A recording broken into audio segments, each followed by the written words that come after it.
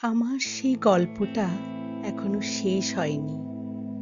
শোনো, পাহাড়টা আগেই বলেছে ভালোবেসেছিল মেঘকে, আর মেঘ কিভাবে শুকনো খটখটে পাহাড়টাকে বানিয়ে তুলেছিল ২৬ বছরের ছোকরা, সে তো আগেই শুনেছ।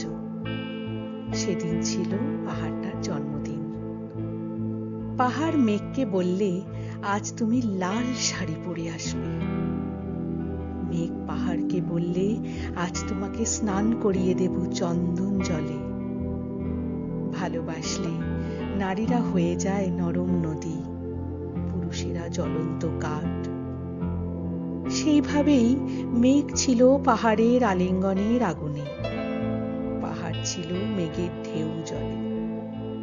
হঠাৎ আকাশ জুড়ে বেজে উঠল ঝড়ের জগঝম্প।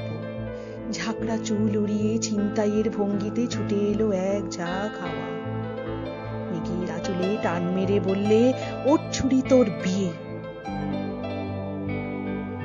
এখনো শেষ হয়নি গল্পটা। বজ্রের সঙ্গে মেঘের বিয়েটা হয়ে গেল ঠিকই, কিন্তু পাহাড়কে সে কোনো দিন ভুলতে পারল না। বিশ্বাস না হয় তো চিরে দেখতে পারো পাহাড়টার হাড় পাঁজর। ভেতরে থই থই করছে শত ঝড়।